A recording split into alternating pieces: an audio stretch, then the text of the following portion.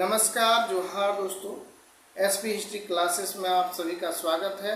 और मैं आपका एजुकेटर सुनील पंडित लेकर आया हूँ हिस्ट्री का एक महत्वपूर्ण प्रैक्टिस सेट जो झारखंड सहायक आचार्य के लिए काफ़ी महत्वपूर्ण है। तो चलिए शुरू करता हूँ क्वेश्चन। पहला क्वेश्चन नंबर 1 में क्या है, देखिए। कहता है कि गया के पास, यानी कि गया के पास की बराबर की पहाड़ियों में बनी गुफाओं में उत्कीर्ण गुफा लेखों में प्रमुख है। मतलब इस क्वेश्चन में और क्वेश्चन बता देता हूँ। जैसे कि एक बराबर की पहाड़ी कहाँ है, तो ये गया में है। और गया कहाँ है? गया बिहार में है। कहाँ है? गया बिहार में है। और इसमें जो गुफा का उत्कीर्ण किया था, गुफा का निर्माण किया था, ये किया था अशोक ने ही करवाया था। 3 गुफा का निर्माण। और ये जो गुफा लेख प्रमुख है, तो इसका उत्कीर्ण कौन करवाए थे? अशोक, सम्राट अशोक ने करवाए थे और आजीविका संप्रदाय के लिए करवाए थे। तो चलिए इसमें देखते हैं। ऑप्शन ए में क्या है? सुदामा गुफा है, बी में है कर्णचोपड़ गुफा है, सी में है विश्व झोपड़ी गुफा है। और ये तीनों गुफा का जो निर्माण जो है अशोक के द्वारा ही करवाया गया था। तो इसका सही जवाब हो जाएगा ऑप्शन नंबर डी, यानी उपरोक्त में सभी। इसका सही जवाब हो गया ऑप्शन नंबर डी, यानी कि बराबर की जो पहाड़ी में गुफा का निर्माण है, वहाँ सुदामा का भी गुफा है, नाम है। ये सब क्या है? नाम है। कर्ण चोपड़ का गुफा है और विश्व झोपड़ी गुफा भी है, वहीं पर है। तीनों इसलिए उपरोक्त तीनों इसका आंसर हो जाएगा। नेक्स्ट क्वेश्चन की बात करें, क्वेश्चन नंबर 2। तो जैसे कि आप देख पा रहे होंगे, यहाँ स्क्रीन पर दिया हुआ है। कहता कि अरबों के सिंध विजय, कि अरब ने सिंध पर विजय किया था। कब किया था? तो 712 ईस्वी में। ये 712 ईस्वी में अरबों ने सिंध पर विजय किया था। और ये विजय करने वाले कौन थे? तो मोहम्मद बिन कासिम थे। और उस समय सिंध का राजा कौन था? राजा दाहिर थे। कौन थे? राजा दाहिर थे। राजा दाहिर को पराजित कर मोहम्मद बिन कासिम ने सिंध पर विजय प्राप्त कर ली। और इसका बहुत सारा कारण है, इतना अभी इस वीडियो में बताने के बाद बहुत ज़्यादा वीडियो लेंदी हो जाएगा, इसलिए चलिए इतना ही जानिए। और तो इसका चर्चा जो है किस बुक में किया गया है, किस पुस्तक में किया गया? नंबर 1 ए में है अष्टाध्याय में है, बी में है चर्चनामा में है, सी में है इंडिका में है और डी में है गार्गी संहिता में है। तो ये चारों में से कौन सा ऐसा बुक है जहाँ सिंध विजय का उल्लेख मिलता है या वृत्तांत मिलता है? तो इसका सही जवाब हो जाएगा ऑप्शन नंबर बी, चर्चनामा में। नेक्स्ट क्वेश्चन की बात करें, क्वेश्चन नंबर 3। तो ये रहा क्वेश्चन नंबर आपका 3। क्या कहता है कि प्राचीन भारतीय इतिहास के स्रोतों में एक प्रमुख स्रोत सिक्के हैं। यानी प्राचीन भारतीय इतिहास की स्रोत का हम बात करते हैं तो वहाँ देखते हैं दो, पहले साहित्यिक स्रोत, नंबर 1 में साहित्यिक स्रोत, बी में पुरातात्विक स्रोत, सी में हम कहते हैं विदेशी यात्रा वृत्तांत। पहले 3 पार्ट में बांट के अध्ययन करते हैं। और 3 के बाद जैसे साहित्यिक स्रोत की बात करें तो वहाँ एक देखेंगे धार्मिक साहित्य और दूसरा देखेंगे धर्मनिरपेक्ष, यानी कि आपका गैर धार्मिक साहित्य या उसको लौकिक साहित्य के नाम से भी जानते हैं। पुरातात्विक स्रोत में आता है तो स्मारक आता है, खंडर आता है, सिक्का आता है, ये सारी चीज़ आते हैं। विदेशी वृत्तांत मतलब क्या हो गया? जो उस समय विदेश, जैसे हैंगसोंग आया, फायान आया, ये सब ने यहाँ पर क्या देखा, क्या सुना और क्या लिखा, ये तीनों के द्वारा ही अध्ययन किया जाता है। तो ये इसमें से जो सिक्का है, सिक्के के अध्ययन को क्या करते हैं? नंबर 1 न्यूमिस्मेटिक, बी एपिग्राफी, सी पेलियोग्राफी और डी इनमें से कोई नहीं। तो इसका सही जवाब हो जाएगा न्यूमेस्टिक, जो है ऑप्शन नंबर 1, इसके सिक्के के अध्ययन को कहा जाता है। चलिए नेक्स्ट क्वेश्चन की बात करें, क्वेश्चन नंबर 4। तो इसके लिए हमको थोड़ा सा पेज चेंज करना पड़ेगा। देखिए क्वेश्चन नंबर 4 यहाँ आपको दिख रहा होगा, ये रहा आपका क्वेश्चन नंबर 4। कहता है कि सयादत अली खां, कौन? सयादत अली खां किस राज्य का शासक था? नंबर 1 काबुल का था, बी अवध का था, सी समरकंद होना चाहिए, समरकंद कंद का था, या बी डी में है बंगाल का था। तो ये जो सयादत अली खां थे ये आपका अवध के नवाब थे। कहाँ के नवाब थे? अवध के नवाब थे। चलिए नेक्स्ट क्वेश्चन की बात करें, क्वेश्चन नंबर 5। ये रहा क्वेश्चन नंबर 5। देखिए अर्थशास्त्र जो है नामक ग्रंथ किस बात की चर्चा है? अर्थशास्त्र का जो पुस्तक है तो ये किस बात का इसमें वर्णन किया गया? नंबर ए मौर्य काल की सामाजिक व्यवस्था का वर्णन है, नंबर ए में। बी में है मौर्य काल की आर्थिक व्यवस्था का वर्णन है। नंबर सी में है मौर्य काल का धार्मिक व्यवस्था के बारे में वर्णन है। और डी में है मौर्य काल की प्रशासनिक व्यवस्था के बारे में वर्णन किया गया है। तो ये अर्थशास्त्र में जो वर्णन है इसका सही जवाब हो जाएगा ऑप्शन नंबर डी, मौर्य काल का प्रशासनिक व्यवस्था के बारे में वर्णन किया गया है। क्वेश्चन नंबर 6 बात करें तो 6 में क्या है? ये रहा क्वेश्चन नंबर 6, आप देख पा रहे होंगे। क्वेश्चन नंबर 6 में क्या कहता है कि नागानंद जो है नामक नाटक के लेखक है। नागानंद नाम का जो उस नाटक है इस नाटक का लेखक कौन है? Number A Harshavardhan, B Patanjali, C Kautilya और डी इनमें से कोई नहीं।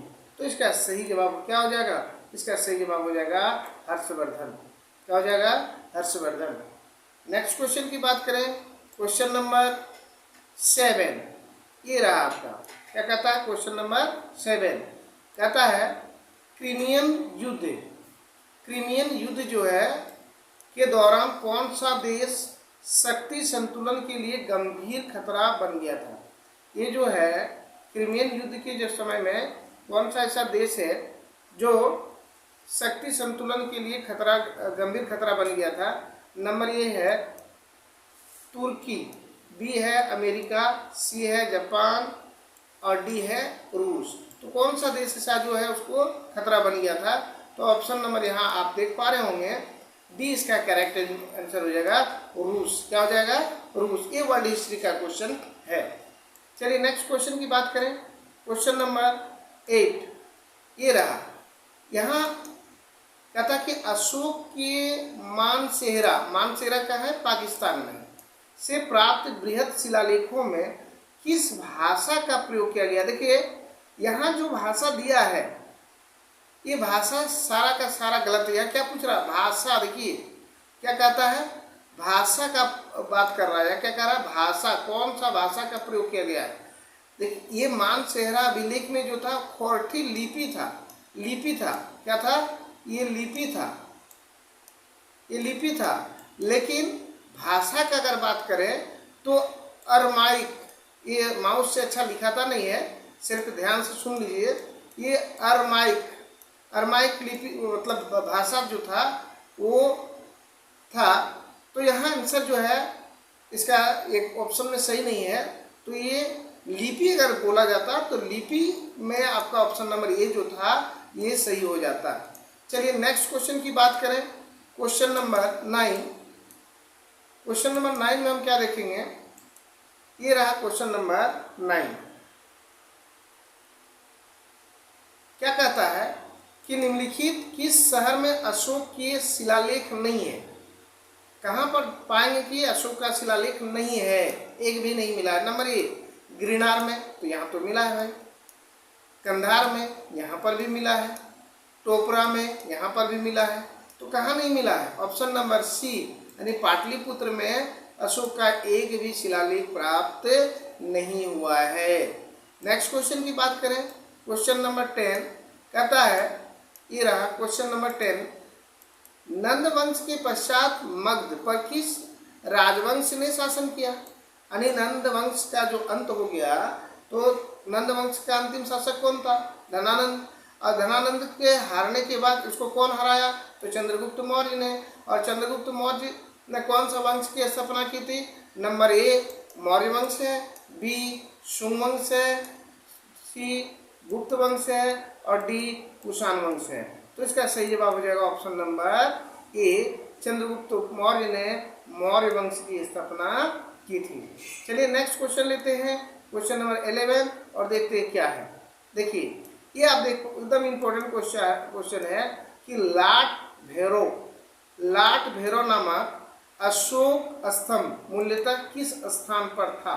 लाट भैरव अशोक का स्तंभ है, यह किस स्थान पर पहले था। नंबर ए राजगिरी में था, बी वैशाली में था, सी वाराणसी में था और डी नालंदा में था। तो इसका सही जवाब क्या हो जाएगा, इसका सही जवाब हो जाएगा ऑप्शन नंबर सी, वाराणसी में था।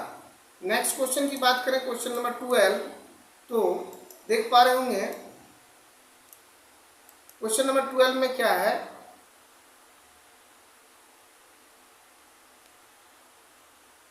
ये रहा क्वेश्चन नंबर 12। जैसे कि उस बुजुर्ग वियतनामी नेता का नाम क्या था जिन्होंने वियतनाम की स्वतंत्रता के लिए लीग की स्थापना की थी। मतलब यहाँ ये भी वर्ल्ड हिस्ट्री का ही क्वेश्चन है।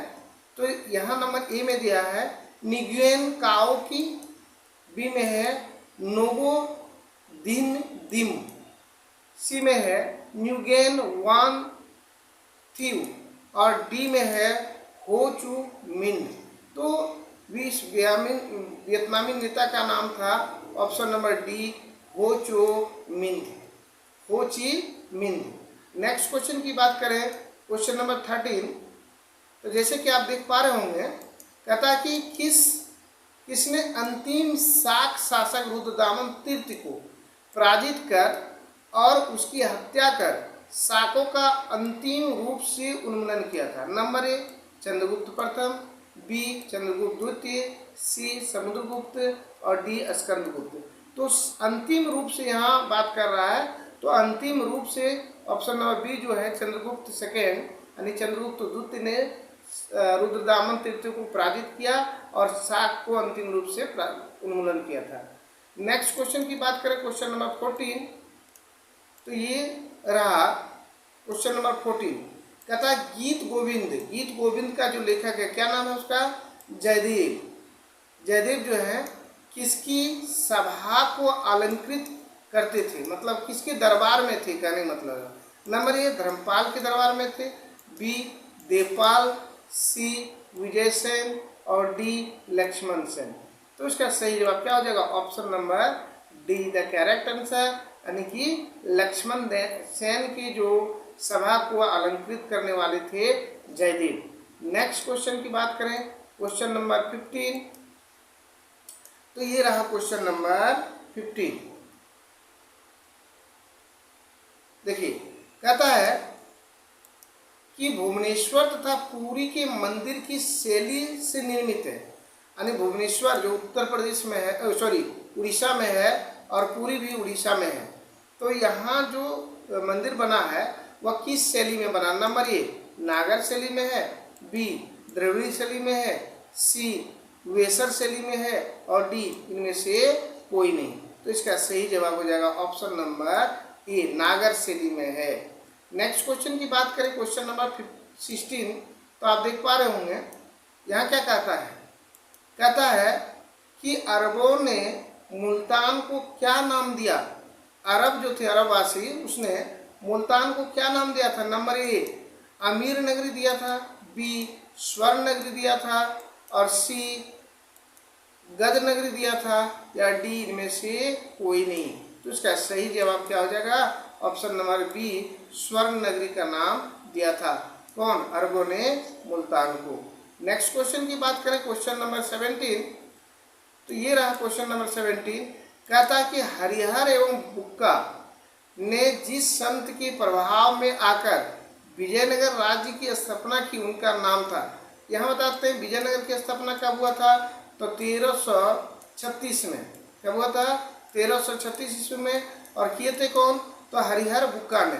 तो इनके जो गुरु थे, गुरु का नाम पूछ रहे हैं। नंबर ए माधव विद्याधरन ए नंबर में है, बी में है रामानुजाचार्य, सी में है माधवाचार्य, डी में है निबंकाचार्य। तो इसका सही जवाब क्या आ जाएगा, option number A Madhavacharya, Madhav Vidyadharan इनके गुरु थे। चलिए नेक्स्ट क्वेश्चन की बात करें, क्वेश्चन नंबर 18, तो 18 में आप देख पा रहे होंगे, ये रहा क्वेश्चन नंबर 18। कहता है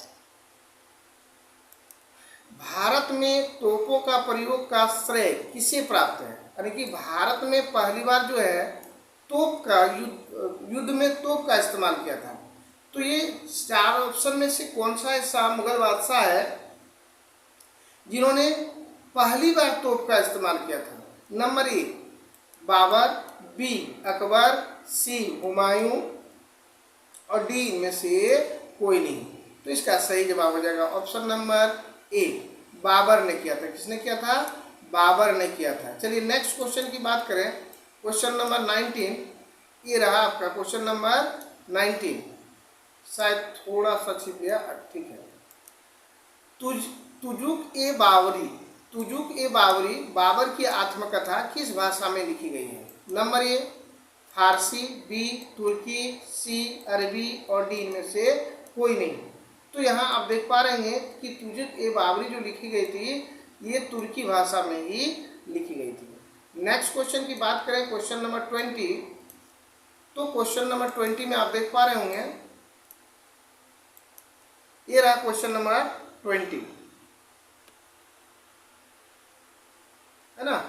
देखिए क्या कहता है कि ये जो है राम पनिक्कर कौन सी किताब के लेखक हैं। Number A Leela Tilakam, B Bharat Gandha, C आपका भारत कूट और डी क्या है जयामंगल। तो ये जो है आपका कौन सी पुस्तक का लेखक किया गया है, कौन? राम पनिक्कर ने। तो इसका सही जवाब हो जाएगा ऑप्शन नंबर बी। क्या कहता है कि भारत गथा नामक पुस्तक के लेखक राम पनिक्कर थे। नेक्स्ट क्वेश्चन की बात करें, क्वेश्चन नंबर 21। ये रहा क्वेश्चन नंबर 21। कहता कि अकबर की धार्मिक नीति का आधार क्या था। यानी कि अकबर ने जो धार्मिक नीति चलाया था उसका आधार क्या था। नंबर ए उदारता, बी सक्रिय सहनशीलता, सी समस्त समाज को समान समझना और डी उपरोक्त में सभी। तो इसका सही जवाब हो जाएगा ऑप्शन नंबर डी, उपरोक्त में सभी। चलिए नेक्स्ट क्वेश्चन की बात करें, क्वेश्चन नंबर 22। तो यहाँ आप देख पा रहे होंगे क्वेश्चन नंबर 22। ये रहा क्वेश्चन नंबर 22। अकबर ने तीर्थ यात्रा कर कब समाप्त किया था। इसका बहुत सारे कार्य हैं, लेकिन पहली बार कहता है 1516 में, कहता है 1562 में, सी में है आपका 1563 में और डी में है 64 में। तो तीर्थ यात्रा कर जो है ये 1563 में ही अकबर ने समाप्त की थी। इसका ऑप्शन नंबर सी जो है करेक्ट आंसर है। चलिए नेक्स्ट क्वेश्चन की बात करें, क्वेश्चन नंबर 23। स्वतंत्र राज्य बंगाल की राजधानी कहाँ थी। मतलब जब बंगाल को एक स्वतंत्र राज्य के रूप में घोषित कर दिया तो उस समय बंगाल का जो राजधानी था वह कहाँ था। Number A Murshidabad, B Bhagalpur, C Orissa और डी इनमें से कोई नहीं। तो इसका सही जवाब क्या हो जाएगा, उस समय बंगाल का राजधानी मुर्शिदाबाद था। चलिए नेक्स्ट क्वेश्चन की बात करें, क्वेश्चन नंबर 24।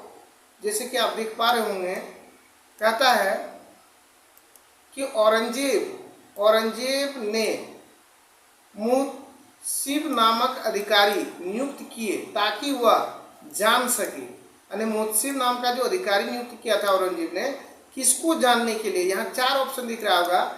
शरीयत का पालन ठीक प्रकार से हो रहा है या नहीं, इसको जानने के लिए। फिर कहता है कि बी में मंदिरों को तुड़वाने के लिए, सी में कहता है युद्ध के नेतृत्व करने के हेतु, या डी में इनमें से कोई नहीं। तो ये जो मुहसिब नामक अधिकारी का गठन किया था, नियुक्त किया था, तो इसका था शरीयत का पालन ठीक प्रकार से हो रहा है या नहीं, उसको जानने के लिए। नेक्स्ट क्वेश्चन बात करें, क्वेश्चन नंबर आपका 25। तो ये रहा आपका क्वेश्चन नंबर 25। देखिए, कहता है कि सिक्कों पर कलमा अभिलेख कराने की प्रथा और पारसी नववर्ष नवरोज का उत्साह आयजन औरंगजेब ने किस वर्ष बंद करवा दिया? यानी कि इसको बंद करवा दिया था औरंगजेब ने, किस वर्ष बंद करवाया था? तो यहाँ हम लोग देख पा रहे होंगे 4 ऑप्शन है। नंबर ए में है 1658 में, बी में है 1605, सी में है 1659 में और डी में है 1679 में। तो इसका सही जवाब हो जाएगा ऑप्शन नंबर सी 1659 में इन्होंने नवरोज उत्साह को बंद करवा दिया था, जो बलबन के द्वारा जारी किया गया था। चलिए नेक्स्ट क्वेश्चन की बात करें तो आप देख पा रहे होंगे, कहता कि एक मिनट थोड़ा सा नीचे कर लेता हूँ, दिख नहीं रहा, थोड़ा सा ये रहा।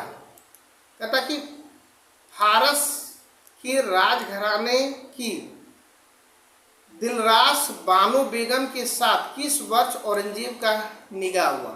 मतलब औरंगजेब ने दिलरास बानो बेगम के साथ शादी किया था, और वो जब शादी था तो शादी किस वर्ष किया था?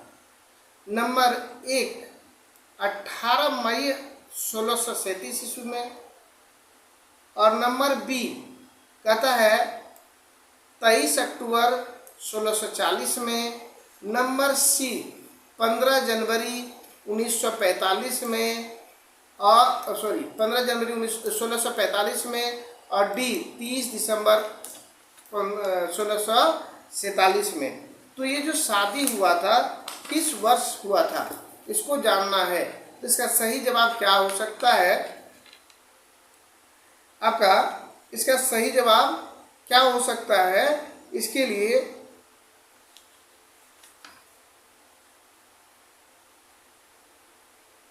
हम लोग देखेंगे कि ये, हाँ, तो इसका जवाब क्या हो जाएगा? इसका जवाब हो जाएगा ऑप्शन नंबर ए, यानी 18 मई और 1637 ईस्वी में दिलरास बोने बेगम के साथ इनका शादी हुआ था। एक मिनट, हम लगता है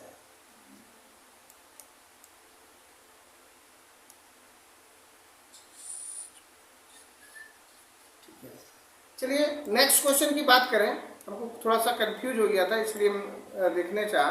चलिए नेक्स्ट क्वेश्चन की बात करें तो आप देख पा रहे होंगे जैसे कि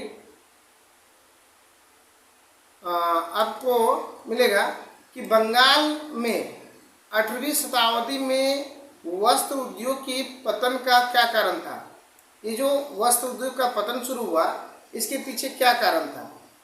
तो इसका जो कारण हम लोग जानेंगे, तो कारण आपको देख रहा होगा नंबर ए उत्पादन की गुणवत्ता में पतन नहीं, ये तो कारण नहीं हो सकता क्योंकि बंगाल में उत्पादन में गुणवत्ता अच्छा था। बी कच्चे माल की अनुपलब्धता, ये भी गलत है, कच्चे माल तो यहाँ था। सी उत्पादन निर्यात पर उच्च व्यापार कर, ये आपका सही जवाब हो जाएगा। और कारीगरों की अनुपलब्धता, ये भी गलत है। तो इसका सही जवाब क्या हो जाएगा? Option number see the correct answer. चलिए नेक्स्ट क्वेश्चन की बात करें। क्वेश्चन नंबर आपका 28 ये रहा। कहता है कि आज़ादी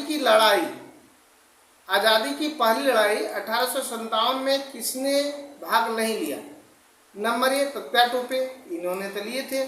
बी लक्ष्मीबाई, ये भी थे। सी बहादुर शाह जफर, ये भी थे। तो ये जो 1857 की क्रांति में भाग नहीं लिए थे, वह ऑप्शन नंबर डी हो जाएगा, भगत सिंह। नेक्स्ट क्वेश्चन की बात करें। क्वेश्चन नंबर आपका 29 कि राजा राम मोहन राय का जन्म कहाँ हुआ था? नंबर ए राधानगर हुगली जिला पश्चिम बंगाल में, बी मेदिनीपुर जिला पश्चिम बंगाल, सी 24 परगना जिला पश्चिम बंगाल में, और उपयुक्त में कोई नहीं। तो इसका सही जवाब क्या हो जाएगा? ऑप्शन नंबर ए, ये जो है इसका करेक्ट आंसर हो जाएगा, राधानगर हुगली जिले में हुआ था। चलिए नेक्स्ट क्वेश्चन की बात करें। क्वेश्चन नंबर आपका 30 संविधान सभा के अस्थायी अध्यक्ष कौन थे, यानी अस्थायी अध्यक्ष, है ना। यानी कि संविधान सभा की जो पहली बैठक हुई थी 9 दिसंबर, ये माउस चलता नहीं है सही से, तो 9 दिसंबर 1946 को, उस समय संविधान का जो अस्थायी अध्यक्ष चुना गया था, तो उसका अध्यक्ष कौन थे, यहाँ आप देख पा रहे हैं। Number A Pandit Jawaharlal Nehru, B doctor Rajendra Prasad, C Vallabh Bhai Patel और डी इनमें से कोई नहीं। तो यहाँ आंसर क्या हो जाएगा, आंसर हो जाएगा ऑप्शन नंबर डी, इनमें से कोई नहीं।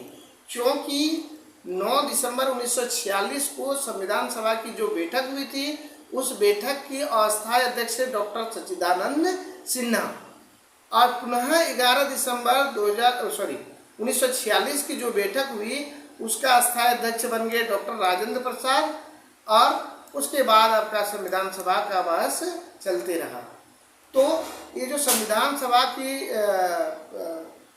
बनना शुरू हुआ था, तो इसका बनने का प्रक्रिया जो शुरू हुआ था किस योजना के तहत हुआ था, तो कैबिनेट मिशन योजना के तहत इसका प्रारंभ हुआ।